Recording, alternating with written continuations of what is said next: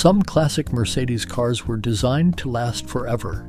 Here you will see 11 classic Mercedes models designed to endure for eternity. In the streets of Eskişehir, in some garages, in the corners of neglected parking lots, those vehicles still exist, not even rusted. The reason is that Mercedes-Benz designed certain models with a philosophy where engineers had only one question in mind when they brought those cars to market: will this vehicle outlive me? The answer was yes, the car lived longer. If you are a retro car or Mercedes-Benz enthusiast, you can subscribe to the channel and turn on notifications to be informed about the classic Mercedes videos I have prepared for you. If you are ready, let's begin. The first model is the Mercedes-Benz G-Series, originally called the Geländewagen. It began to be designed in 1979, and Mercedes continues to produce this car even today. Most vehicles are redesigned or completely replaced every 5 to 10 years. The G-Series, however, has been standing for more than 45 years. The reason is not a marketing triumph, but an engineering truth. The G-Series is built with a body-on-frame construction. Such a design can be repaired far more easily than the unibody structure found in modern cars. Damaged sections can be detached from the frame, repaired, or replaced with new ones. The other parts of the car remain in place. You do not send the entire vehicle to the scrapyard for a single part. This kind of engineering has kept the G-Series alive in the world for over 40 years. This vehicle has always served as the indispensable companion of armies, rescue teams, and mountain villages, on rough roads, in floodwaters, in frozen passes. Today, however, this vehicle roams city streets as a symbol of luxury, but the bones beneath it are still the same bones. The second model is the Mercedes-Benz W124. I mentioned this car in other videos before. You can reach those videos from the description section of this video after this video is finished, of course. The W124 was produced from 1984 to 1997 and became the sole symbol of the concept of a reference vehicle in engineering history. Before this car was released to the market, it was tested for several years under 18 different climate conditions and on 30 different surface types. In the soil of Central Africa, on Scandinavian ice, in the Arizona desert, in alpine passes.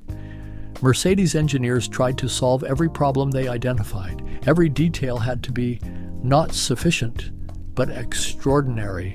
Everyone who drove the W124 felt this, and they felt as though an invisible cage had been stretched around them. Sounds did not disturb. Vibration was minimal, the legendary door-closing sound. These are not coincidences, but conscious engineering decisions. The door seals were double-layered. The body paint was applied thicker than normal. It had an exceptional level of anti-corrosion coating. The W124 is still sought after today. Well-maintained examples do not lose value.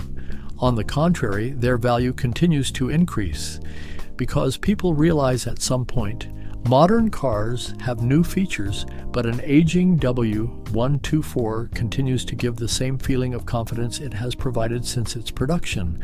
New cars grow tired as they age. The W124, however, matures a little. The third model is the Mercedes-Benz W123. This car was produced between 1976 and 1985, and approximately 2.5 million units were sold during its 9-year production run. But the important thing here is not the number. What matters is that we can still see the Mercedes W123 on the roads today. I am not just saying it exists. Well-maintained examples in daily use, driven in real life. There are W123s working as taxis in Africa. There are ones in Germany that have changed hands across 3 generations.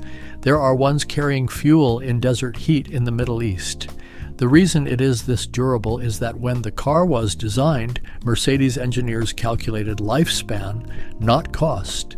Steel thicknesses were kept above the standards of that era.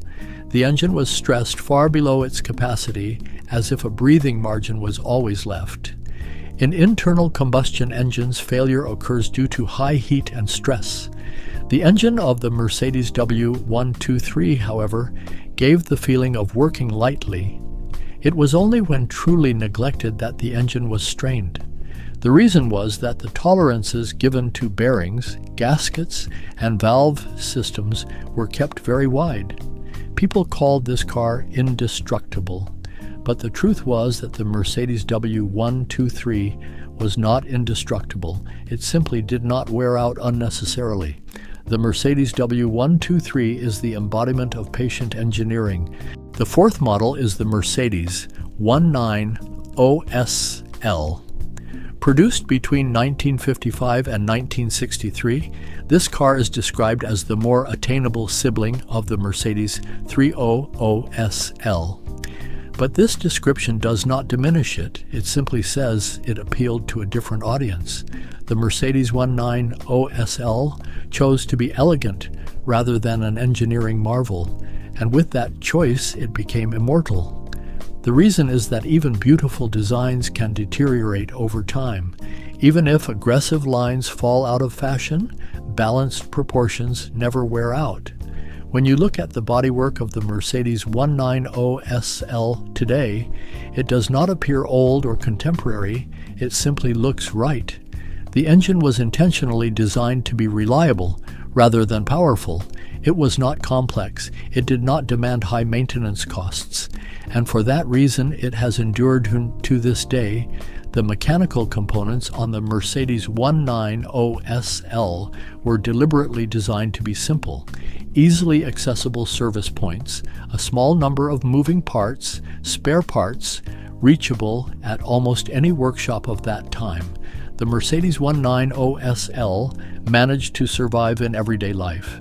It survived as a car that went to work in the mornings, returned to its garage in the evenings, and was driven on coastal roads during holidays. And that is perhaps the most beautiful form of survival. The fifth model is the Mercedes W108 and W109 family, legends produced from 1965 to 1972. The Mercedes W108 was produced with conventional suspension, while its elder sibling, the Mercedes W109, was produced with air suspension. The air suspension system was an experimental area for most manufacturers at the time, but Mercedes brought it into mass production. With this system, the concept of comfort rose to a level that could not be compared to anything else. In that era, setting off in this car versus setting off in other cars was like the difference between mountains. It was as though you were moving under a different law of physics. Road imperfections seemed to be filtered away when you rode in that car. The air cushions adjusted automatically according to changes in the vehicle's load, and the impact reaching the passenger cabin was kept to a minimum under all conditions. Even today, this comfort still works. If you ride in a well-maintained Mercedes W109 today, you can still feel that unmatched comfort. The sixth model is the Mercedes W126. It was introduced to the market between 1979 and 1991. Do not forget these dates. The reason is that this car was produced continuously for 12 years and appeared on best car lists every single year it was in production. One of the things that sets the Mercedes W126 apart from others is the consistency of its quality. There was virtually no difference in build quality between the first examples produced and the last examples produced. This shows how few compromises were made in production. Whenever Mercedes made technical changes for each new model of that era, it never touched the fundamental structural integrity. The car evolved but never compromised its essence.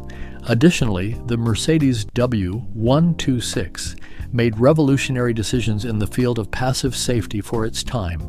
Driver airbag, ABS, side impact protection systems, and these safety measures required vehicles to be built more solidly, and thus an almost immortal car was produced. Today, the Mercedes W126 is the favorite choice of collectors. But behind this interest lies not nostalgia, but an awareness. This car does not die when it is maintained. The seventh model is the Mercedes W116. It was introduced to the market between 1972 and 1980, and the S-Class came to life with this car.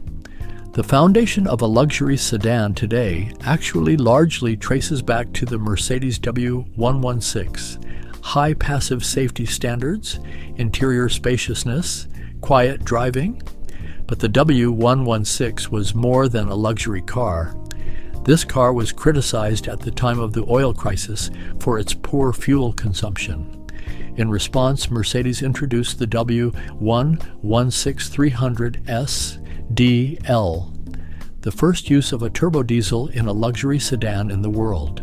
At the time, most companies did not dare to put a diesel engine in a luxury car. In that era, diesel engines were still used in trucks and transport vehicles. Putting one in an S-Class was considered a bold step because it was unconventional.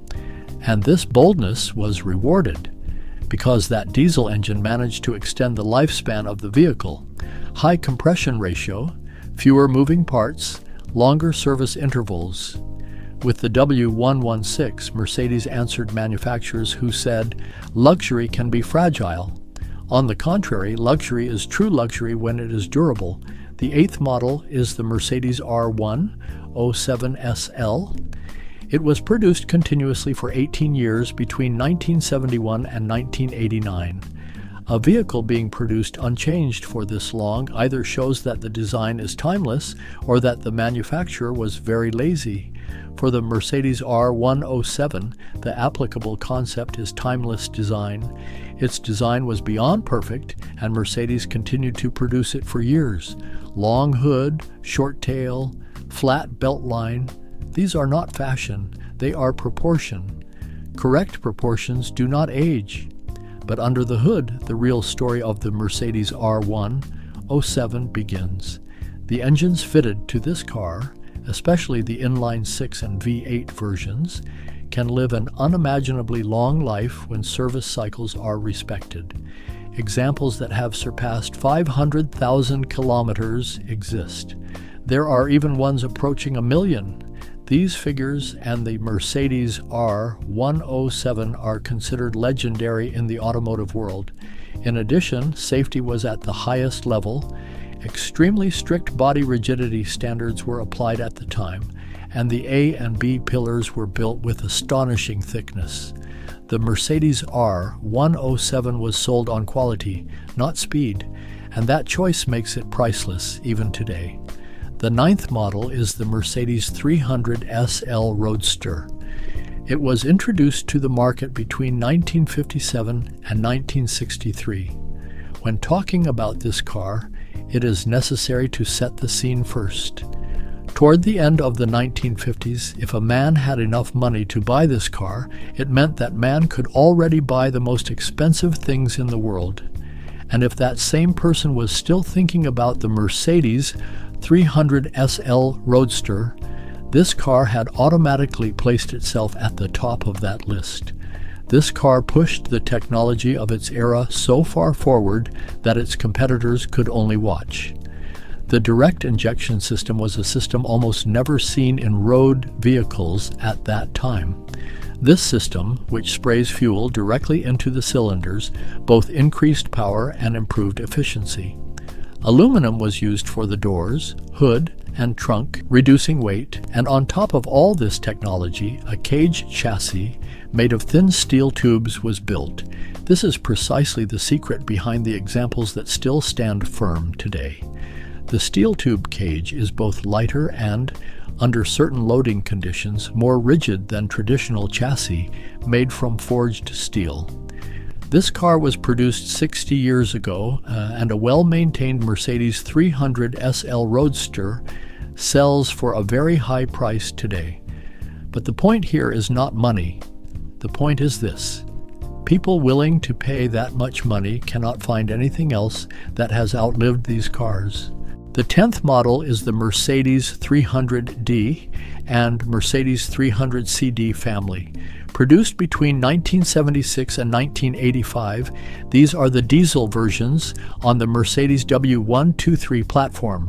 Why do we mention them separately? Because the diesel Mercedes W123S belong to a separate legendary category even within the entire Mercedes W123 family.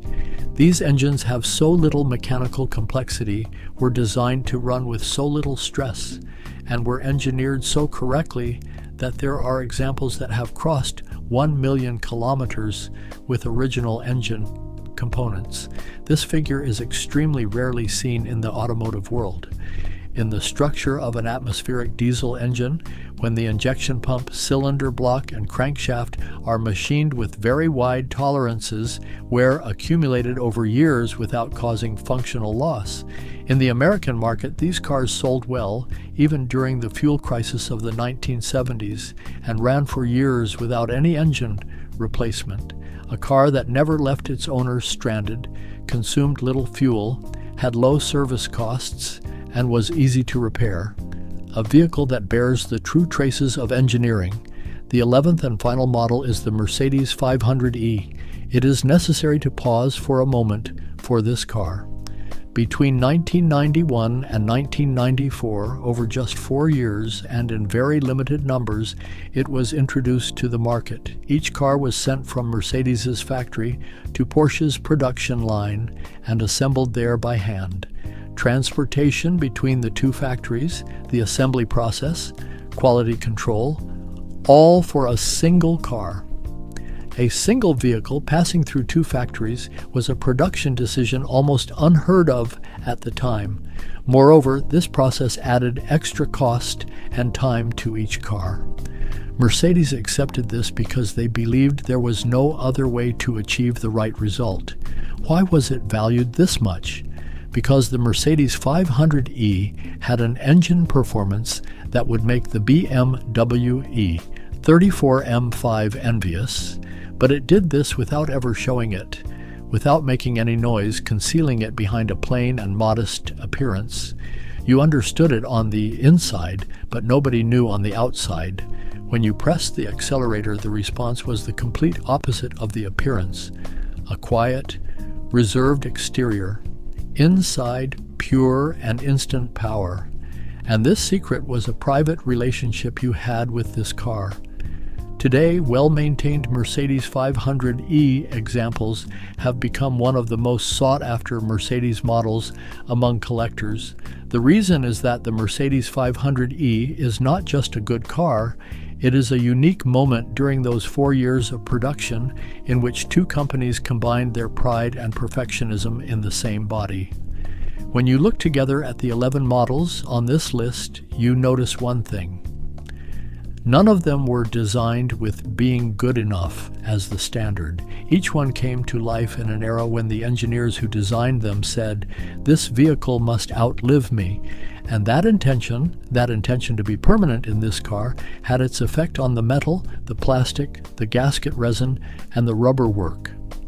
Also consider this. Most of these cars were far more expensive than their competitors in the era they were produced. The people who paid that money were, without even knowing it, making the right choice. Today, when you see an old Mercedes sitting motionless in a garage, when you look at it, you are not just seeing a car, you are seeing a moment in which someone said, "This is how this work is done," and without needing to look at anyone else, did the very best they could. And that feeling is engraved into the steel. Even as years pass, it does not fade. We have reached the end of the video. In the next video, I will talk about 11 strange classic Mercedes features that are now illegal. Like the video and subscribe to the channel and turn on notifications to be informed about videos on classic Mercedes cars. In the comments, mention which car you liked, and you can say which car you think is more long-lasting. See you!